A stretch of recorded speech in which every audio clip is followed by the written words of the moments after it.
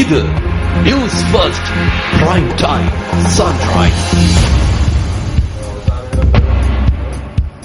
அனைவருக்கும் இனிதான காலை வணக்கங்கள்.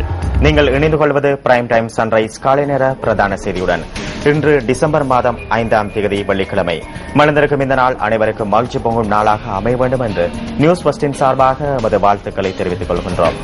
இன்றைய காலை நேர பிரதான செய்தியின் தலைப்புச் செய்திகளாக எதிர்வரும் ஜனாதிபதி தேர்தலின் 16 வேட்பாளர்களும் கட்டுப்பணம் செலுத்தியுள்ளதாக தேர்தல்கள் செயலகம் தெரிவிக்கின்றது. அகதிகளுக்கான தற்காலிக விசாவை மீண்டும் அறிமுகம் செய்வது உள்ளிட்ட பூலிட கோரிக்கையாளர்கள் தொடர்பான சட்ட மறுசீரமைப்புகளுக்கு ஆஸ்திரேலிய செனட் சபை அங்கீகாரம் வழங்கியுள்ளது. கடந்த சில நாட்களாக நிலவிய மழையுடனான வானிலை அடுத்து டெங்கு காய்ச்சல் பரவக்கூடிய அபாயம் அதிகரிக்கலாம் என இலங்கை பொது சுகாதார பரிசோதகர்கள் சங்கம் தெரிவிக்கின்றது. இனி விரிவான செய்திகள். எதிர்வரும் ஜனாதிபதி தேர்தலின் பொருட்டு இதுவரையில் அங்கீகரிக்கப்பட்ட 14 அரசியல் கட்சிகளும் 2 சுயேட்சை வேட்பாளர்களும் கட்டுப்பணம் செலுத்தியுள்ளதாக தேர்தல்கள் செயலகம் தெரிவித்துள்ளது. ஜனாதிபதி தேர்தலுக்கான கட்டுப்பணம் செலுத்துவதற்கான கால அவகாசம் எதிர்வரும் 7ஆம் தேதி நிறைவடைய உள்ளதாக மேலதிக தேர்தல் ஆணையாளர் யு அமர்தாச குறிப்பிடுகின்றார். இதேவேளை ஜனாதிபதி தேர்தலில் தபால் மூலம் வாக்களிப்பதற்கான விண்ணப்பங்கள் ஏற்கும் நடவடிக்கை நேற்று நள்ளிரவுடன் நிறைவடைந்துள்ளதாக மேலதிக தேர்தல் ஆணையாளர் தெரிவிக்கின்றார்.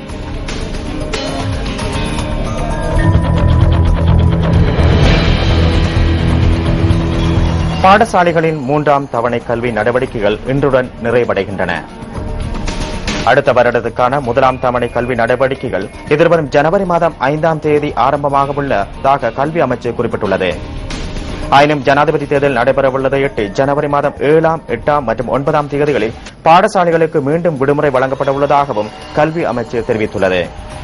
பரிசுத்த பாப்பரசரின் இலங்கை விஜயத்தை முன்னிட்டு கொழும்பு மற்றும் நீர்கொழும்பு பிரதேசங்களில் உள்ள 43 பாடசாலைகள் ஜனவரி 12, 13 மற்றும் 14ஆம் தேதிகளில் மூடப்படும் என்றும் அமைச்சு கூறியுள்ளது.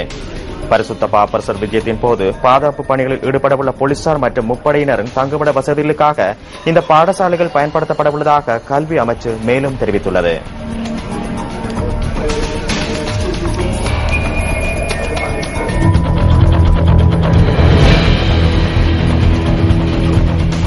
கடந்த சில நாட்களாக நிலவிய மழையுடனான வானிலையை அடுத்து டெங்கு காய்ச்சல் பரவக்கூடிய அபாயம் அதிகரிக்கலாம் என இலங்கை பொது சுகாதார பரிசோதகர்கள் சங்கம் தெரிவிக்கின்றது. குறிப்பாக கடந்த சில வருடங்களுடன் ஒப்பிடுகையில் ஜனவரி மாத நடுப்பகுதியில் டெங்கு காய்ச்சல் பரவக்கூடிய சாத்தியங்கள் காணப்படுவதாக அந்த சங்கத்தின் செயலாளர் சினரத் பண்டார சுட்டிக்காட்டியுள்ளார். தொடர்ச்சியாக பெய்கின்ற மழையை விட விட்டுவிட்டு பெய்து வரும் மழையினால் இந்த நிலைமை ஏற்படக்கூடிய சாத்தியங்கள் அதிகரிக்கலாம் எனவும் கூறுகின்றனர். இதன் காரணமாக சுற்றுப்புற சூழலை சுத்தமாக வைத்திருத்தல் அவசியமான என பொது சுகாதார பரிசோதகர்கள் சங்கத்தின் செயலாளர் குறிப்பிடுகின்றார்.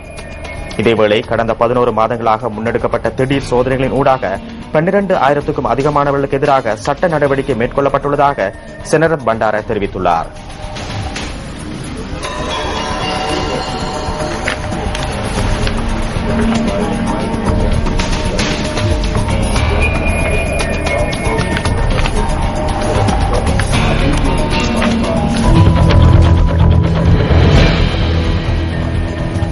மழையுடனான வானிலையில் மாற்றம் ஏற்பட்டுள்ள நிலையில் நீர்த்தேக்கங்களில் முகாமைத்துவ மட்டத்திற்கு நீரின் அளவு காணப்படுவதாக நீர்ப்பாசன திணைக்களம் குறிப்பிடுகின்றது.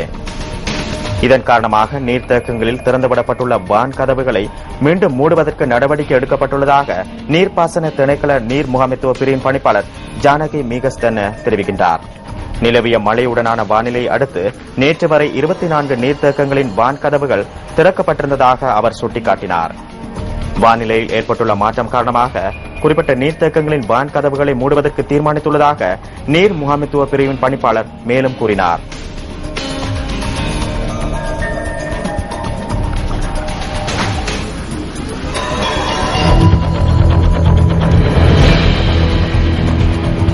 செய்திகளின் தொகுப்பு அடுத்து.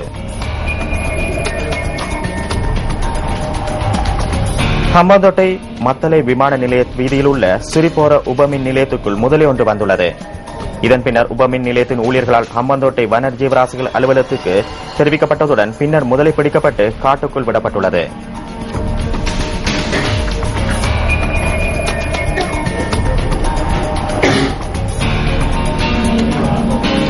கிராம்பாஸ் பகுதியில் குவைத்துக்கு ஏற்றுமதி செய்யப்படவிருந்த ஒரு தொகை கழிவு தேயிலையை போலீசார் கைப்பற்றியுள்ளனர். குறித்த தேயிலை துறைமுகத்திலிருந்து கொண்டு வருவதற்கு முயற்சித்த வேளையில் கைப்பற்றப்பட்டதாக போலீசார் தெரிவிக்கின்றனர். இதன் பின்னர் மேற்கொள்ளப்பட்ட சோதனையின் போது 36,000 கிலோகிராம் கழிவுத் தேயிலை கண்டெய்னரில் காணப்பட்டதாக போலீசார் தெரிவிக்கின்றனர். இந்த சம்பவம் தொடர்பில் சந்தேகத்தின் பேரில் 2 கண்டெய்னர் சாரதிகள் கைது செய்யப்பட்டுள்ளனர். குறித்த கழிவுத் தேயிலை தொகையானது கலனி பிரதேசத்தைச் சேர்ந்த நபருடையது என அடையாளம் காணப்பட்டுள்ளதாக போலீசார் தெரிவிக்கின்றனர்.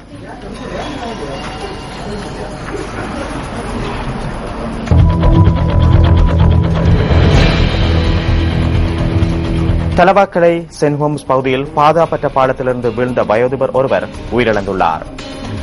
இந்த சம்பவம் நேற்று மாலை இடம்பெற்றுள்ளது. சென்ட் ஹோம்ஸ் தோட்டத்தின் ஊடாக அமைந்துள்ள சிறிய பாலம் ஒன்றை கடப்பதற்கு முற்பட்ட வயோதிபர் தவறி கீழே விழுந்துள்ளதாக எமது செய்தியாளர் குறிப்பிடுகின்றார். 65 வயதான வயோதிபரே சுமார் 8 அடி பாலத்தின் மீதிருந்து கீழே விழுந்துள்ளார்.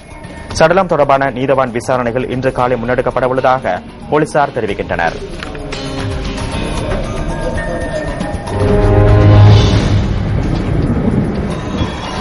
இன்றைய வானிலை தொடர்பான தகவல்களை அறிந்து கொள்வதற்காக வளிமண்டலவியல் திணைக்களத்தின் வானிலை அதிகாரி முகமது சாலிஹினுடன் நாம் நேரடியாக தொடர்பினை ஏற்படுத்துகின்றோம். வணக்கம்.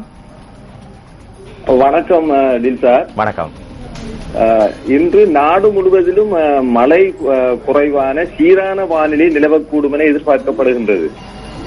கடற்பிராந்தியங்களை பொறுத்தவரையில் காலி தொடக்கம் மாத்தறை ஹம்மாந்தோட்டை ஊடாக மட்டக்களப்பு வரையான கரையோரத்துக்கு அப்பால் உள்ள ஆழமான கடற்பிரதேசங்களின் பல இடங்களில் மழை அல்லது இடியுடன் கூடிய மழை பெய்யக்கூடும். காற்று வடகிழக்கு திசையினூடாக மணித்தியாலத்துக்கு கடற்பிராந்தியங்களில் காற்று வடகிழக்கு திசையினூடாக மணித்தியாலத்துக்கு 20 முதல் 40 கிலோமீட்டர் வேகத்தில் வீசும்.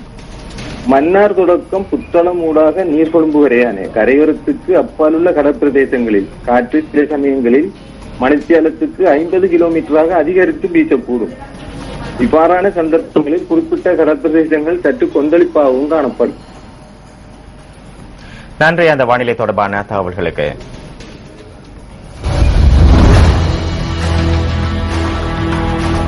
காலை நேர பிரதான செய்தியில் அடுத்து நமது அவதானம் வெளிநாட்டுச் செய்திகளுக்கு.